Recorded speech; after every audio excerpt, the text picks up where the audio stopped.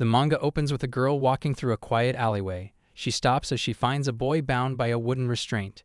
She frowns and mutters that slave trading is forbidden in her country, wondering why this boy is tied up. They meet each other's gaze curiously. Noting his unusual appearance, she notes he's a human. Before long, she takes him to her mansion.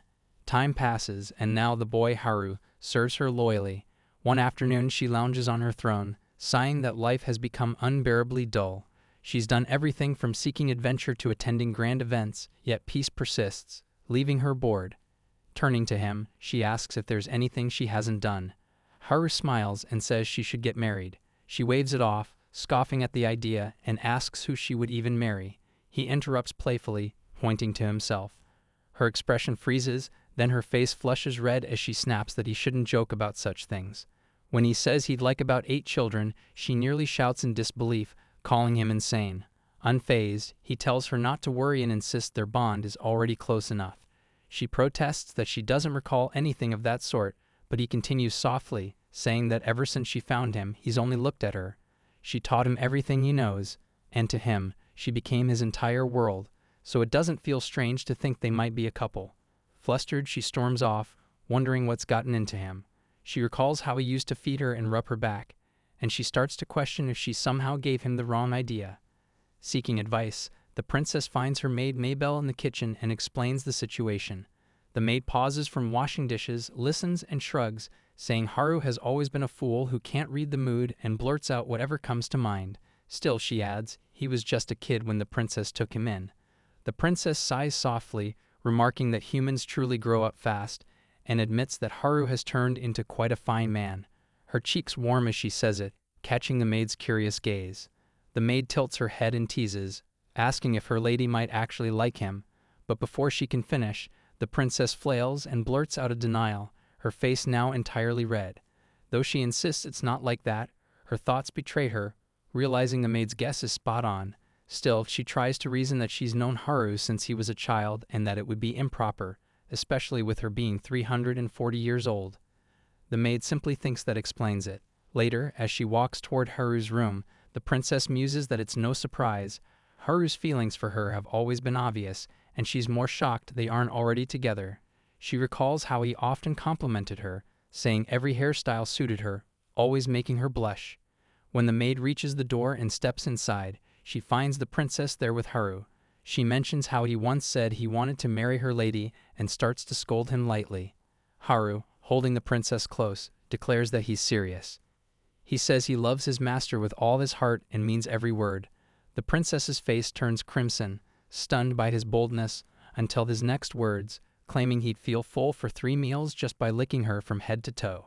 She shouts for him to stop saying ridiculous things, while the maid laughs and suggests they might as well get married now. The princess sputters that's not what anyone meant, but Haru grins and agrees that they should. Completely flustered, she waves her hands, saying there's no way they can suddenly marry and that they should at least start by dating first, her blush deepening as she mutters that he's truly hopeless. Haru tilts his head, confused, saying they are not already together, that they are clearly not on the same page, and suggests they simply start dating. The princess stammers at how quickly he accepts it, trying to steady herself as she reminds him she is his master and he is her servant, and that their different races make things complicated, though she softly adds it's not impossible to try. Her cheeks flush as she says it, and the maid notices how genuinely happy she seems. The princess then casually mentions eating parfaits together as small talk, and the maid, watching them, thinks they are a dumb couple. Memories flash through the maid's mind of Haru brushing the princess's hair, styling it, spoon-feeding her ice cream, bathing her, and even sleeping by her side. Yet today it feels different. When she confronts Haru about it, he simply hugs the princess, making her blush even harder. He smiles, saying they can't do things like this as just master and servant, and that he's truly happy they're a couple now. The princess, overwhelmed, apologizes softly, asking to stay like that for a while. Later, sitting alone on her chair, she reflects that this isn't so bad and wonders if, by continuing to date like this, they will really end up married. She hugs her pillow, recalling his talk of wanting 8 kids, and thinks maybe it doesn't sound so terrible, until she realizes what having children would actually involve, burying her face in the pillow in embarrassment. From behind, Haru's voice startles her, asking what she's doing. She snaps upright, flustered, demanding to know how long he's been there and blurting out that she's definitely not thinking about children. He only tilts his head, asking if that's true, making her blush harder and wonder why she's having such improper thoughts. He removes his coat and tie silently, and she stares, thinking what on earth he's planning. He remarks that he was only wondering if that's what she meant and steps closer. She panics, shouting for him to forget it, but he teases her not to be shy. She whispers that it's too much, and he smiles, saying he loves how honest she is. She blushes furiously, insisting both sides need to be sure. He replies that they're a couple now, so there's no problem, leaning in until she bursts out that they should set aside all the marriage talk for now.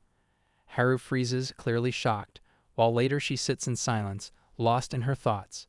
Haru approaches from behind and asks softly if she is still angry. She replies, not really, but he mutters it was his fault and, half-joking, wonders if she found out he licked her face while she was asleep. She snaps toward him in shock, demanding to know if he actually did that. Outside the door, the maid listens through the window, her brow twitching as she wonders what he's done this time, but sighs, thinking there's no point worrying about Haru anymore. Meanwhile, the princess walks down the corridor, ignoring Haru's attempts to explain. Inwardly, she scolds herself. He's an idiot for acting out of nowhere. This was never going to work. She's his master, a demon, and he's a human servant. Their worlds are too different. In her mind, she sees herself at a grave, holding a flower, her heart tightening. Just then, Haru catches up and gently grabs her hand, apologizing with a nervous smile. Her reaction was so cute, he says, that he lost control. She falters, admitting she may have overreacted, and he quickly reassures her he'd never do anything she truly dislikes. Her breath starts to tremble as if she might cry, and Haru, panicking, wonders if she hates him that much. He leans closer, apologizing repeatedly until she finally calls his name and hugs him. He freezes, unsure what just happened, while she closes her eyes and thinks about how warm it feels. Haru blushes furiously, bewildered by the sudden intimacy and even wondering absurdly if she's in some strange mood. She looks up, her eyes still wet, and tells him this is revenge, that now he understands her feelings, so he must not do such stupid things again. He smiles, promising he won't. She grips his arms, thinking about how this warmth, this voice, this body will one day fade away, so even if it's only for now, she wants to hold it. She softly asks Haru to hold her hand. He smiles and mutters something about her periods, and she blinks completely confused, snapping back at him to ask what on earth he's talking about. The story shifts to a flashback. When the princess first brings little Haru home, he clutches his pillow and trembles at night. She notices and quietly calls him closer, wrapping him in her arms on the bed. She thinks it's natural for the only human among demons to be afraid and promises to protect him no matter what. He murmurs a soft good night, and they drift off together. At present, as she lies beside Haru, she blushes, thinking back to how she embraced him as a child, and now he's the one holding her close. His voice that night had sounded strangely misleading. Morning comes, and she sits up, watching his peaceful face and musing about how he really likes her. Doubt creeps in about whether they should keep sharing a bed. What if he tries something? Haru stirs awake and greets her cheerfully, while she steps out of bed, trying to compose herself. Later, while reading documents, she notices his presence as he asks if something is wrong. She hesitates before telling him that he's grown now, and shouldn't he be shy about sleeping with her? His easy smile makes her realize the answer, but she presses anyway, asking if it doesn't bother him as a guy. He tilts his head, confused, until she awkwardly hints that he might feel nervous. He takes her hand, urging her to explain, and she stammers, flustered. His honest reply hits her hard. He admits her scent excites him, and her soft breathing stirs him, confessing that she even calls his name in her sleep. Her face burns as she snaps at him to stop talking. Later, curled up on a chair, she mutters to herself that she really shouldn't have asked. The maid smirks, commenting that Haru is still a boy at heart, so some things are bound to slip out. She adds that the fact he's always been respectful says a lot about his character. The princess blinks, replying softly, "Really?" The maid smiles to herself, thinking how innocent her lady still is. Pressing a bit more, she asks why the princess had been fine with sharing a bed until now. The princess admits that part of her still sees Haru as the child he once was. After living so long, it feels like only yesterday he was just a little boy. Accepting that he's grown up feels strange. The maid nods, saying it's only natural. After all, her lady has raised him all this time, and he must be very precious to her. The princess agrees, calling him the apple of her eye. The maid laughs, saying she understands. Haru feels like a little brother to her too. She remembers how shy and obedient he used to be, always following them around. The princess smiles, recalling how he once got chased by gray poons until he cried. The maid sighs inwardly, wondering how much he's changed since then. Later, the princess approaches Haru and tells him they should stop sharing a bed. He freezes, surprised, and asks why. She calmly reminds him she's already explained. It's not good for them to continue this way now that they've grown. She points out that he sometimes acts on impulse, and they both need proper boundaries. Haru scratches his cheek, admitting she's right, but says he still wants to stay by her side. She glares, asking if he couldn't at least deny it, but he simply nods, saying she's not wrong. Her lips tighten, and she mutters that his honesty is a double-edged sword. She orders him to sleep in his own room. Instead, he wraps himself in a sheet and sits stubbornly on the bed, insisting he won't leave. He mumbles that he just wants to be close to her, that she's always brought him comfort. She snaps at him to stop saying things that sound so dramatic, but he hides under the sheet and says he won't move until she lets him stay. She sighs, thinking he only acts this stubborn during moments like this. She tells him he's not a kid anymore. Haru sits up, eyes closed, and says quietly that she still treats him like one. He wonders if she preferred things when he was smaller, because now that he's older, maybe she doesn't need him anymore. His voice trembles as he admits he only feels calm when she's nearby. He tries to sleep alone, but old memories always return. He apologizes, saying he knows he should be stronger now, but it's hard sometimes. Without a word, she pulls him into a hug. Surprised, he asks what she's doing. She gently tells him he should have said something sooner, that he doesn't need to carry everything alone. After all this time together, the past doesn't change how much he means to her. He looks up, eyes wide and cheeks flushed, as she continues, whether as family, companion, or something else in the future, he'll always be important to her. Realizing what she said, she quickly fumbles to clarify that she didn't mean anything yet, just that they'd need time, maybe even take things slow if it ever came to that. She reminds him of her promise to protect him always. He smiles, teasing her by asking if that means he can stay just for tonight. She shouts in disbelief, asking if that's really what he got from everything she just said. He laughs with relief, and she scolds him for bouncing back so quickly. He lies down again, saying he'll be in her care from now on. Blushing, she wonders if that was his plan all along, but still, she gently strokes his hair and mutters that it's fine. The next morning, he greets her cheerfully, full of energy. The maid raises an eyebrow, whispering that he usually wakes up half asleep. The princess laughs nervously, saying a lot happened last night and she learned more about him. The maid imagines her own version of events and congratulates her. Confused, the princess asks what exactly she's being congratulated for. Haru's voice breaks as he shouts that he doesn't want to be apart from her. She reminds him that she already said she has an important meeting today, but he refuses to listen, insisting he can't bear to leave her side even for a moment. Her patience finally snaps. She yells at him to stop acting like a child, her tone so sharp that even the maid shivers. Frustrated, she mutters that it might have been better not to bring him along. Then, turning toward the door, she declares they're leaving. The maid quietly follows, replying, "Yes, ma'am." Inside the meeting room, a long table is surrounded by demons of every kind. One raises an issue about the growing illegal trade of unicorn horns spreading through several territories, asking if countermeasures should be taken. The princess calmly reviews the report before giving her decision. Watching from outside, the maid feels proud, thinking how serious and capable her lady becomes when handling official matters. When the meeting ends, the princess leans back with a sigh of relief, saying it's finally over. The maid collects the documents, praises her for the good work, and apologizes for the sudden summons. The princess waves it off, saying she's fine. The maid quietly wonders how Haru must be feeling by now. Glancing at the paperwork again, the princess murmurs that it's time to wrap things up, then adds softly that he's probably feeling lonely being left alone.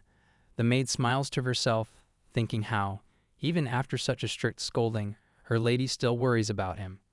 When the princess returns to the castle, she expects Haru's usual cheerful greeting, but he's nowhere in sight. Instead, she sees something strange. A maid holding a tray smiles at him, complimenting his cooking. Haru modestly replies that the dish isn't anything special, and that anyone could make it if they know the recipe. Watching from the doorway, the princess stiffens, her thoughts racing. Who is that girl? And why is he acting so different? The maid laughs at something he says, and Haru blushes, insisting it's nothing. The princess feels her irritation rising, but before she can speak, Haru turns, sees her, and runs over with a bright smile. Wrapping his arms around her, he greets her warmly, saying she's back earlier than expected. She doesn't respond right away, her expression unreadable. Quietly, she says she'll be in her room. Haru stands frozen, watching her leave, his cheerful mood fading. He mutters to himself that maybe she hates him now. Turning to the other maid, he notices her smirking. She says she was just wondering what they fought about this time. Haru admits that her expression today felt different, like something he's never seen before. Then, half smiling, he adds that maybe he should be worried, though a part of him strangely feels happy. The maid teases that he's not doing a great job of hiding anything. Haru replies that maybe the princess finally realized the maid is a more capable servant than he is. She looks puzzled and asks what he means. He explains that she's reliable, skilled, hardworking, and beautiful too. She blushes slightly, flustered, until he continues, saying her drinking habits are terrible, her cooking is awful, and she never stops talking. Her temper snaps. She grabs him by the collar, but he panics, asking what he should do if the princess gets angry and hits him instead. The maid groans and agrees to go talk to her. Later, carrying a kettle, she sighs, thinking this quarrel feels different from their usual ones. Entering the princess's room, she finds her sitting with her face buried in her hands, clearly upset. The maid gently asks what's wrong.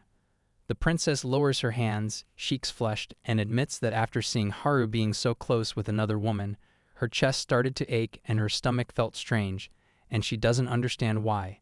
She whispers that he was acting so different from how he is with her, and she can't figure out what she did wrong. The maid's eyes widen as realization strikes. She blurts out that it sounds like typical love trouble. The princess, confused, asks what she means. The maid panics and quickly apologizes for speaking out of turn. Trying to move past it, the princess sits beside her and asks if she knows anything about this strange feeling. The maid hesitates, admitting she only knows a little, and she's mostly guessing. Inwardly, she sighs, thinking that pretending to understand romance with her complete lack of experience is embarrassing. But the princess stands and insists she explain anyway. Cornered, the maid stammers that it would be better if she talked to Haru directly. The princess frowns but says fine. The maid adds softly that she believes the kind, honest Haru, who's always been with her, is the real one. The princess lowers her gaze and murmurs that she hopes so. The maid smiles in relief, thinking she somehow managed to sound wise. Later that night, Haru approaches the princess, placing his hand over his chest. He says he could never lose to anyone when it comes to how much he cares for her. She looks up in surprise as he continues, calling her the most intelligent, beautiful, and sweet person in the world. He even admits he finds her sleeping face adorable. She flinches, flustered, and asks what on earth he's talking about. But he presses on, declaring that he's simply the one who loves her the most. When he takes her hand, her face turns red, and she stammers that it's embarrassing. He says he can't help how deeply he cares about her, his tone softening as he pleads with her not to cast him aside. Seeing the sadness in his expression, she pinches his cheek and tells him he's being ridiculous. She's never even thought of doing that. He asks why she was so cold earlier, and as she struggles to explain, he sulks, wondering if she really does plan to get rid of him. She quickly lifts her hand, flustered, and insists she isn't. Sitting across from him, hands folded, her voice grows quieter as she admits she doesn't fully understand the feeling herself. It's an emotion she's never experienced before, but seeing Haru speak so closely with someone else made her chest ache. She adds that his demeanor is completely different with others, polite, even gentlemanlike, and it startled her since she'd always thought of him as overly lively. He simply smiles at her, which makes her blink and ask what's so funny. He replies softly that it's nothing, just jealousy. She echoes the word, surprised, while he inwardly curses himself for grinning so much at her reaction. She murmurs that perhaps it really is jealousy. He thinks she's impossibly cute and averts his eyes, raising a hand to his face. She notices and asks what's wrong. He answers that he just lost his composure for a moment. She frowns, checking if he's all right, and he smiles again, teasing that she's jealous over him. She snaps back, asking what kind of expression that is, but he only smiles wider and promises that if it pleases her, he'll act like a proper gentleman until she's satisfied. He gently cups her cheeks and suggests they could practice right now. Flustered, she pushes herself back, saying they shouldn't.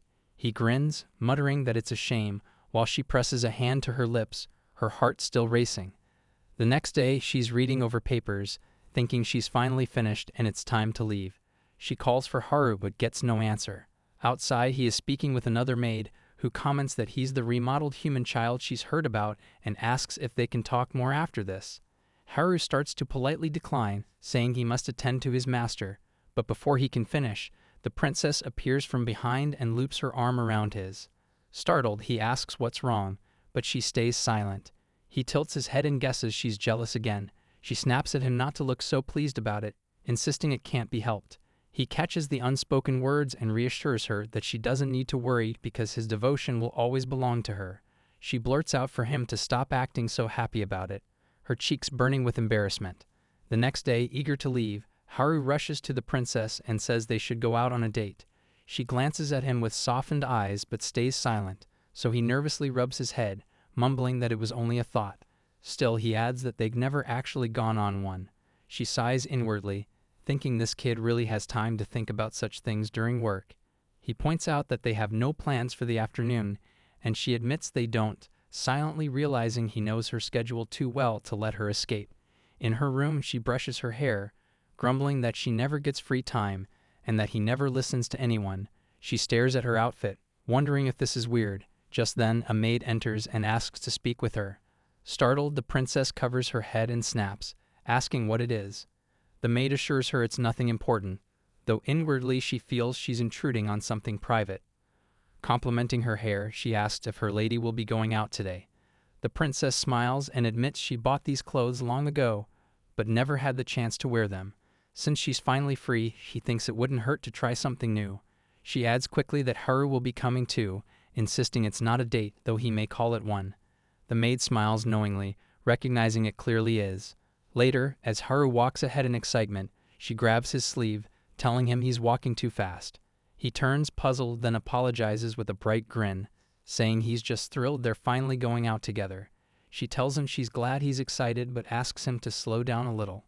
He bends closer with a grin and suggests they hold hands so they won't get separated. She immediately suspects he planned this. He adds that none of the other maids are around, making her hesitate and say it might be too bold. Ignoring her concern, he gently takes her hand, promising it's just for today. After thinking for a moment, the princess agrees softly, just for a bit. Haru lights up, holding both her hands at once, and she snaps that he should listen to what she said earlier. Laughing, he asks where they should go first, and she sighs inwardly, realizing he's far too good at disarming her. Still, she says aloud that he can choose wherever he wants. He looks at her curiously and asks if she's sure. She narrows her eyes and accuses him of having dirty thoughts. He teases that if someone asks an adolescent boy where to go, he's bound to say a love hotel. She quickly yells that they're going to a clothing store instead. Thinking she acted on impulse, she now finds herself trying on outfits for him. Every time she steps out, he enthusiastically says they should buy that one. She mutters that it's the 5th time he said so and thinks coming here might have been a bad idea. Still, he beams, saying the outfit suits her perfectly, but that another color or something with a more refined look might fit her better. As she ponders that, nearby shoppers whisper that they must be a couple since the boy looks far too happy to be just a servant. The princess watches him and wonders if Haru is just making sure she's enjoying herself. She tells him she doesn't mind going somewhere he wants, as long as it's not anything strange. He completely ignores her words, clapping at her outfit and exclaiming how stunning she looks. She sighs inwardly, realizing he's the one having the time of his life. He hands her another set of clothes, urging her to try them on next. Across the shop, the maid hides behind a rack, smiling faintly. She thinks she only followed out of worry for her lady and this rare human boy, but now feels like an intruder watching them flirt. When Haru asks where they should go next, the princess silently vows never to shop for clothes again. At the counter, he briskly orders all the outfits to be delivered to her address, making her shout in shock. He just laughs, reminding her she said they could go wherever he wanted. She blushes and warns him again not to take her anywhere weird. He replies that he understands and suggests the theater, claiming she's always wanted to go. She denies it but says she doesn't mind, though her tone stays guarded. Haru muses aloud about sitting in the dark with someone for a little closeness, making her snap and steer them away from the idea. She tells him to pick somewhere without hidden motives. He hesitates, thinking hard, so she offers to buy him something or eat somewhere together instead. He shakes his head, saying he doesn't want anything. She looks at him in confusion, but he simply smiles and says he's happy as long as he can be with her. She softly says she understands, but her mind lingers on how he never wished for anything even as a child. She wonders if raising him as her servant made him too restrained, holding himself back without realizing it. Her thoughts break when he suddenly calls her over, asking if she could take a photo in a cosplay outfit for him. With no way out, she poses reluctantly while he gleefully takes pictures. She warns that she's never doing it again and threatens to destroy him if he ever shows anyone. He agrees quickly, then teases if she wants to see them herself, earning another shout. Trying to sound stern, she tells him to think more carefully about how he spends his money. He should use it on himself instead of her. She appreciates his kindness but admits she's worried about him. He then asks if he can measure her finger size, making her suspicious. He insists it's a joke, but she stares, unconvinced. He smiles awkwardly and admits he measured her finger while she was asleep. Shocked, she demands to know why. He explains it wasn't her ring finger. He just wanted an impression. His voice softens as he says he knows he can't stay by her side forever, so he wanted something to remember her by, something that could last hundreds of years.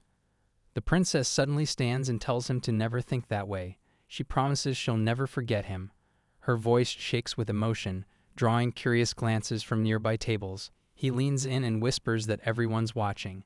She quickly apologizes for losing her composure.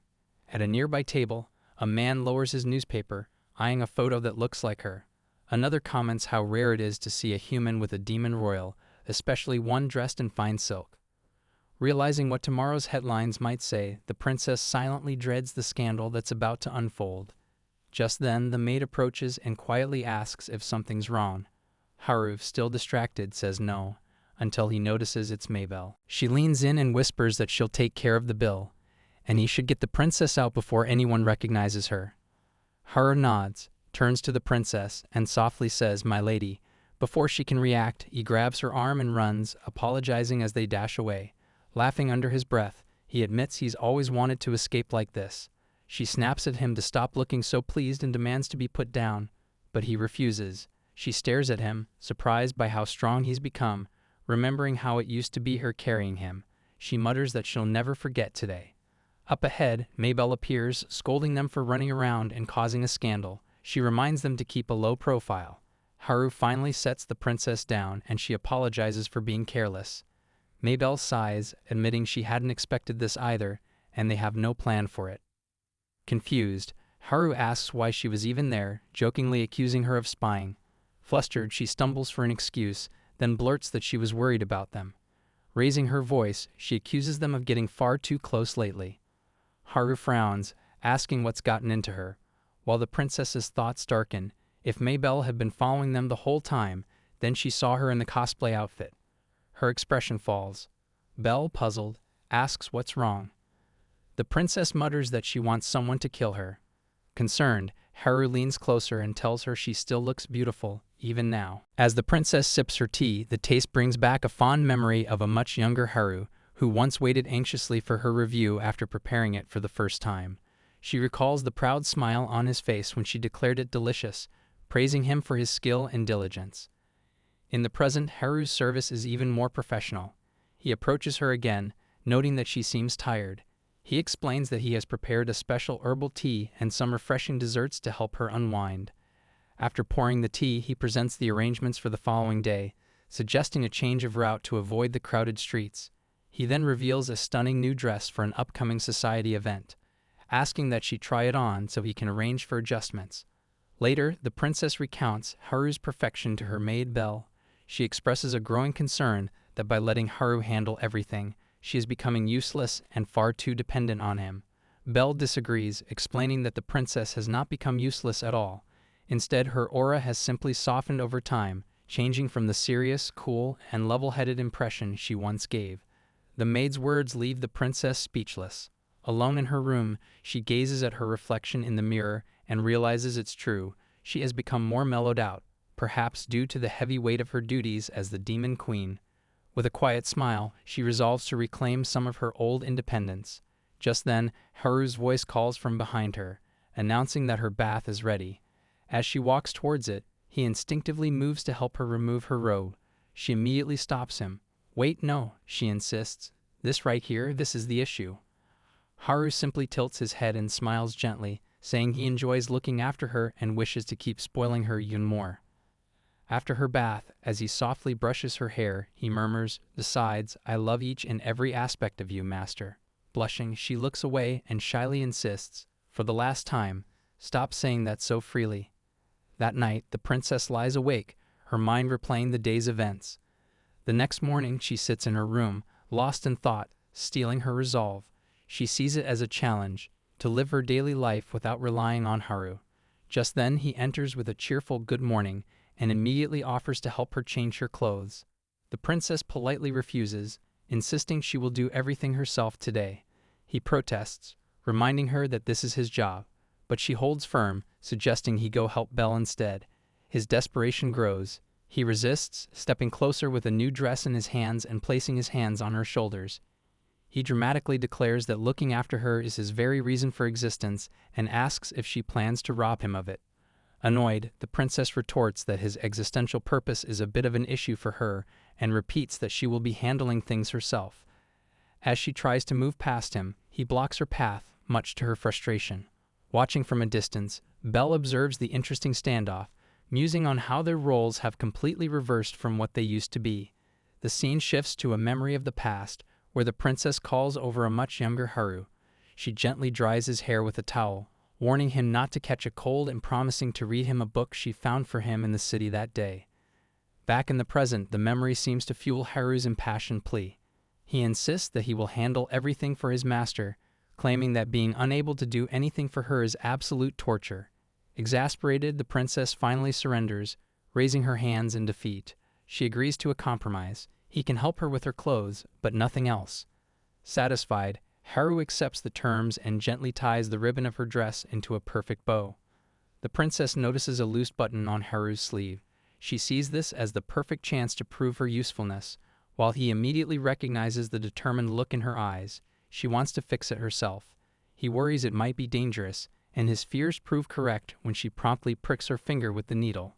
Horrified, Haru tries to intervene, but she shoos him away, claiming it's a minor injury. He cheekily offers to help by licking the wound better, which only flusters her more.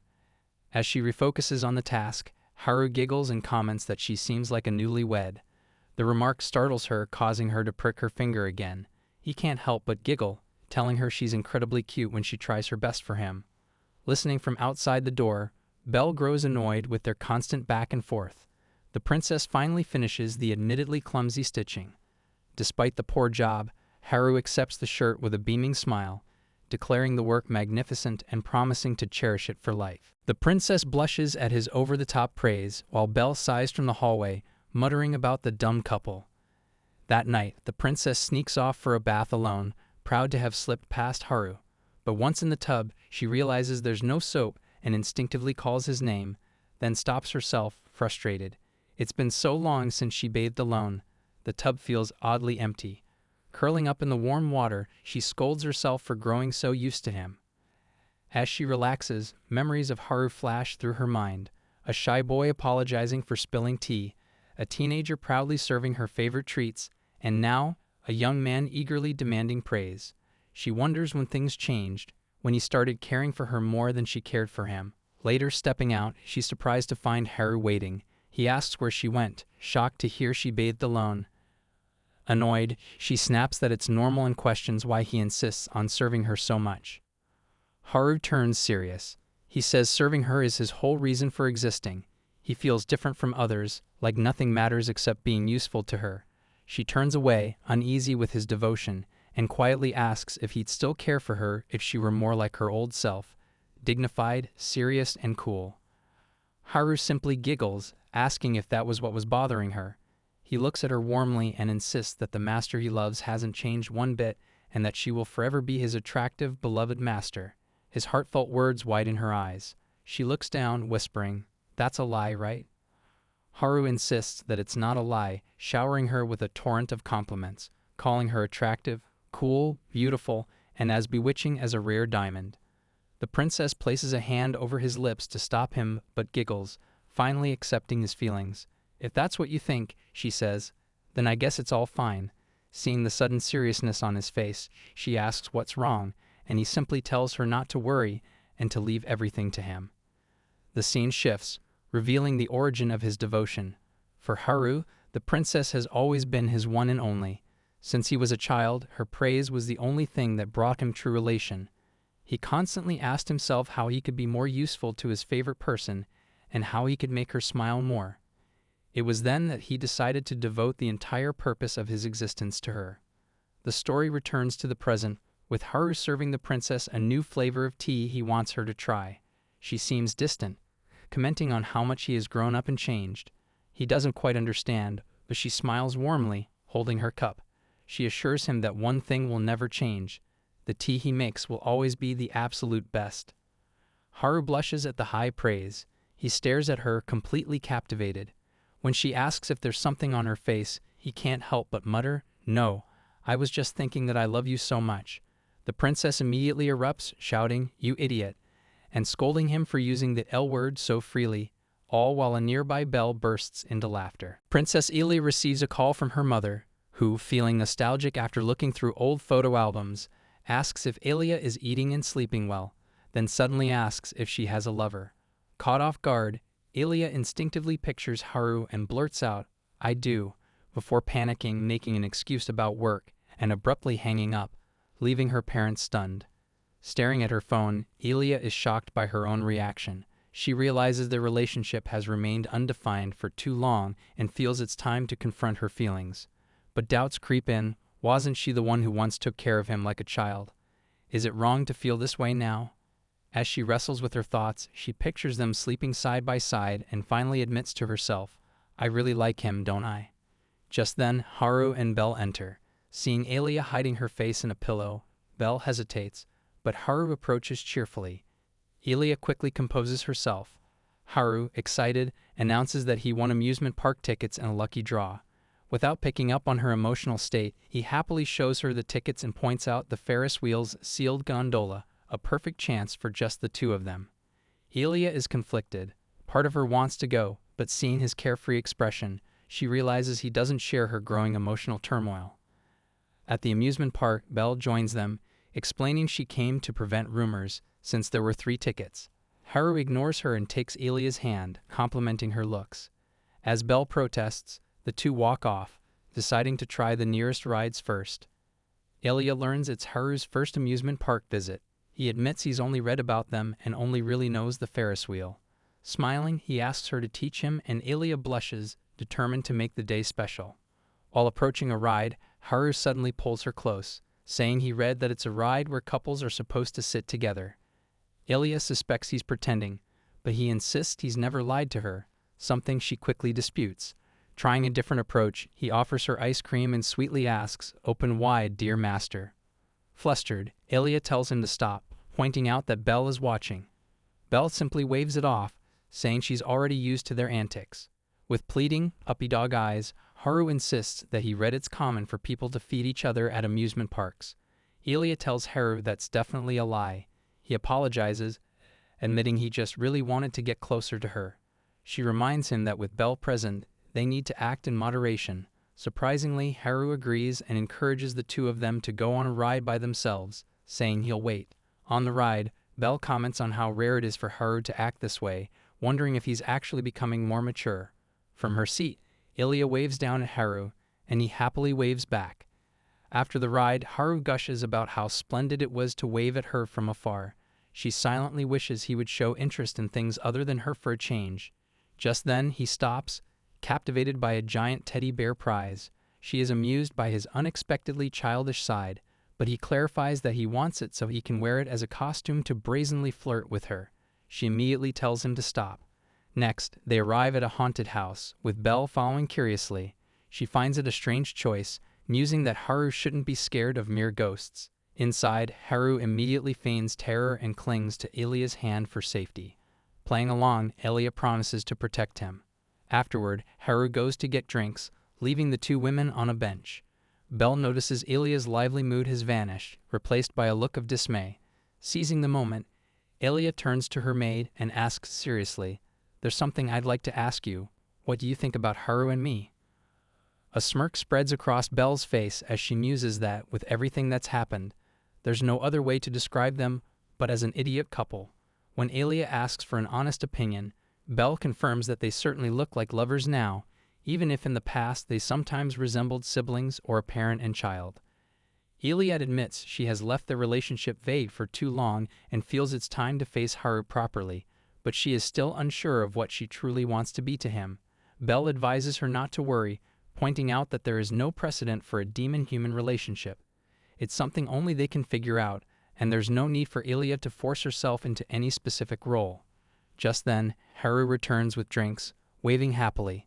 Seizing the opportunity, Belle grabs both of them.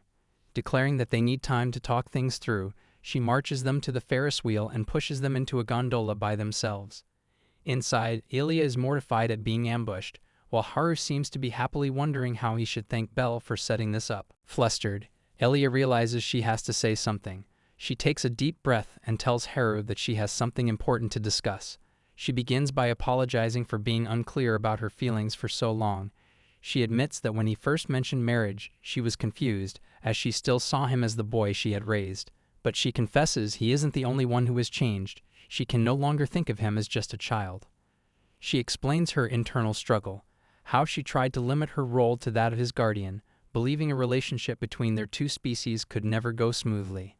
Finally, looking down and clutching her skirt, she looks at him and says, "But I really like you, Haru. Whatever I do, I can't bring myself to let these feelings go." Haru is left completely stunned by her confession. Feeling miserable for taking so long, Elia apologizes for being all over the place with her feelings, but Haru gently stops her, saying he got the message loud and clear. He takes her hand and asks, in other words, "Is it all right to say you have feelings for me?" Blushing, she whispers, "Yes, I do like you." His serious demeanor vanishes as he playfully pulls out a recorder. "Could you repeat that for me?" he teases. Annoyed, Elia tells him this is exactly why she was hesitant to confess, but he just declares it his victory. Seeing her genuine frustration, Haru becomes serious again. He tells her he feels the same way, confessing that she has become the center of his world and the only one who has ever captured his heart. He explains that no matter how she sees him, all he wants is her affection. He encourages her not to force herself into a single role, telling her it's okay to be greedy and want everything, because he will always be hers. As he speaks, Ilia looks down and is stunned to see a new ring on her finger.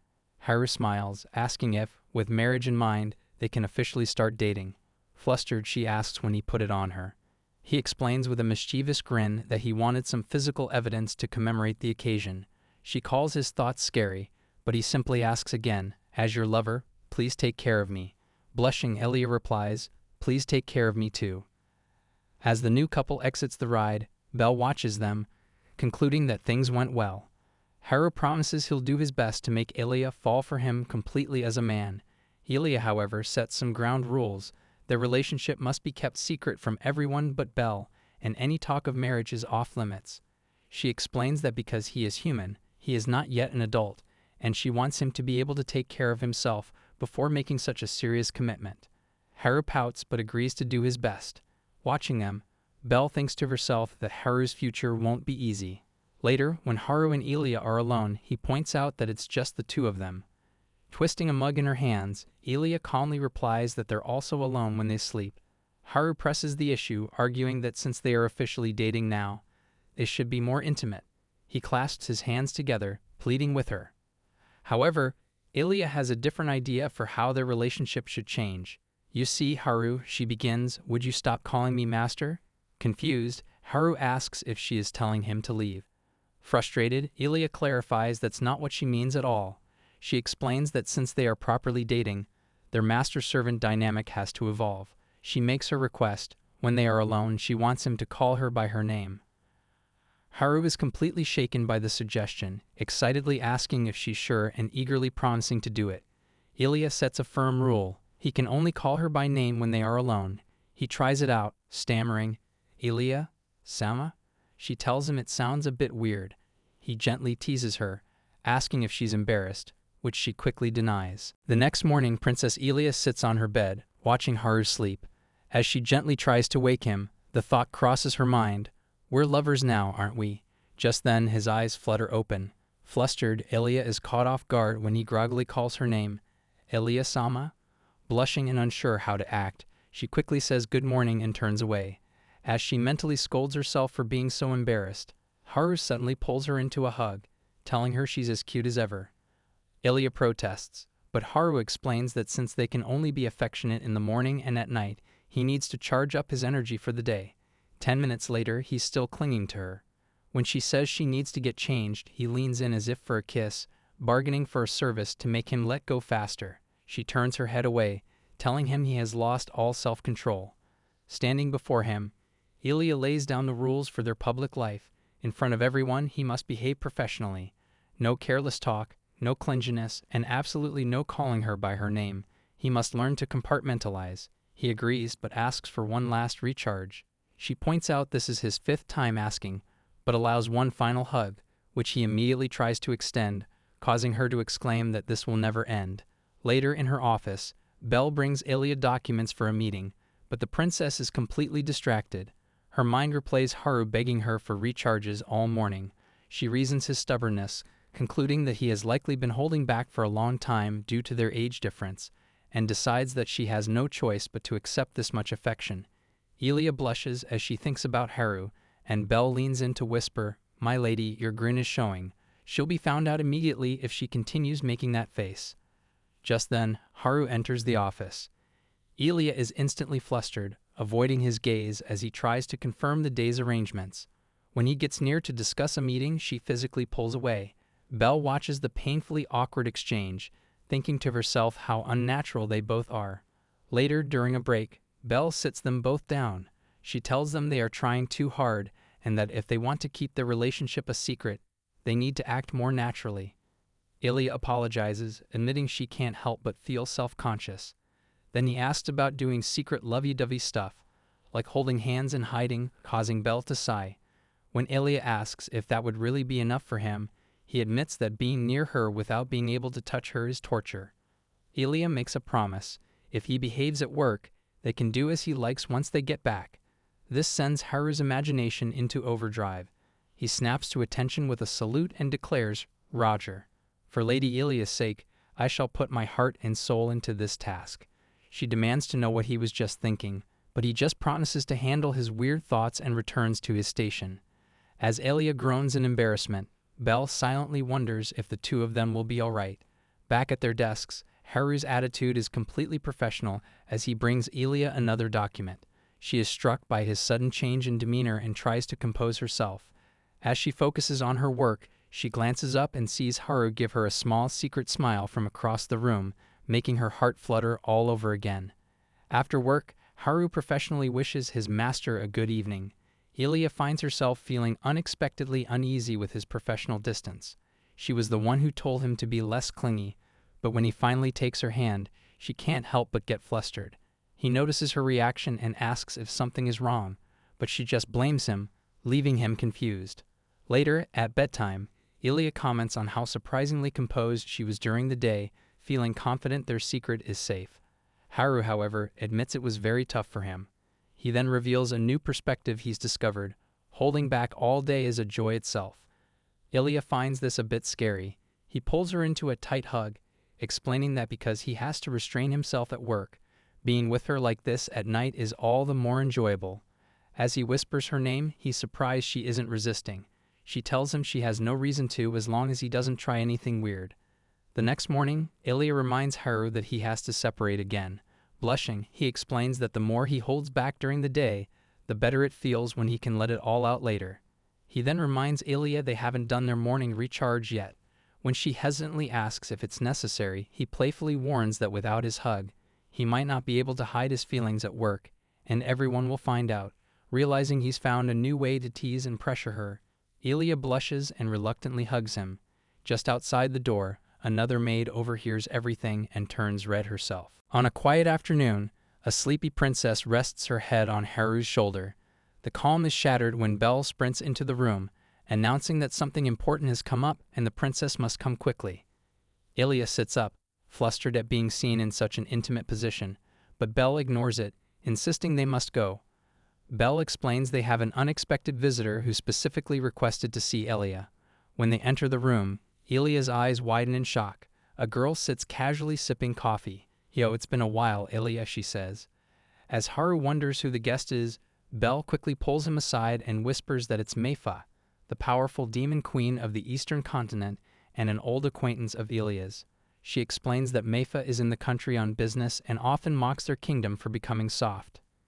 Meifa then eyes Haru and, with a smirk, asks if keeping humans as pets is the new trend, making Haru stiffen in shock. She dismisses the other servants but allows Haru and Belle to stay, saying she wants to hear all about Ilya's recent life. As Meifa smiles, Haru is filled with a sense of dread, wondering what this person truly plans to do to his master. Meifa stands up and pulls Ilya into a tight hug, calling her big sis. The affectionate gesture immediately shocks Haru. Meifa complains about the boring reality of being a demon queen, saying it's nothing but paperwork. As she tries to hug Ilya again, Haru snaps, shouting at her not to touch his master, which makes Belle cringe. Facing Meifa's questioning gaze, Ilya formally explains that she adopted and raised Haru, and he now works as her servant. Internally, Meifa is annoyed, having never heard about Ilya adopting a human. She abruptly leaves the room. Worried she will get lost, Ilya says someone must find her. Haru immediately volunteers. When Ilya questions why, given their hostile first meeting, he confidently states, "Because I'm your lover," leaving her taken aback by his boldness. A few minutes later, Haru finds Meifa sitting alone. She asks if he's come to laugh at her, but he explains he's only there because his master would be mad if she didn't return. Looking away, Meifa confesses her feelings. She explains that she has always wanted to be just like her big sis, strong, cool, and calm. But ever since Ilya met him, she has changed, making flustered, blushing faces that Meifa has never seen before. She admits that it's like Ilya isn't the same person she knows, and that change has made her feel incredibly lonely. Unsure how to handle the situation, Haru remembers how Ilya used to pat his head as a child, and tries the same gesture on Meifa. She swats his hand away, scolding him for treating her like a child. She then asks him a serious question. Has he ever thought about what will happen after he, a mortal human, dies? She points out that he can't be with Ilya forever, and that their relationship will only make his big sister suffer in the end. Haru thoughtfully considers her point. He acknowledges that he won't live as long as her, but states that even when he is gone, Ilya will still have her parents, Belle, and many others to support her. Her world is not limited to me alone, he says. You are one of those people too. As Meifa silently processes this, Haru's tone shifts, and he gushes about how his master is so cute he just can't control himself. Blushing slightly, Meifa surprisingly agrees, saying she completely understands. Just then, Ilya arrives and is surprised to see them getting along. Haru cheerfully explains they were just discussing how cute she is, which only makes her more concerned. Meifa announces she has to leave but asks if she can visit again. Ilya opens her arms for a hug, telling Meifa she can visit any time because she is her precious little sister. As her carriage departs, Meifa waves goodbye to Ilya and Belle, adding a final, "You too, human." Afterward, Ilya tells Haru to try to get along with Meifa next time, but he confidently states they've already had a soul-to-soul exchange. He immediately starts teasing Ilya again about how cute she is, prompting an exasperated Belle to tell them to take their bickering to their room. The very next day, Haru is shocked to find Meifa already back, casually sipping tea on the sofa. His expression darkens slightly as he notes that she only just left yesterday. Meifa reminds Haru that she said she'd return, and when he calls it too soon, she only smirks. She declares she hasn't approved of him and makes it clear that if he won't give up on her big sister, she won't back down either. She vows to do everything she can to stop him. Though she admits teasing him is enjoyable, Haru is visibly irritated by the challenge. Just then, Ilya enters, completely missing the tension. Thinking they're getting along, she casually remarks on it. Belle, sensing the sharp hostility between them, simply mutters that she's not so sure. Here I am, know it's been a while. I was in denial about my love.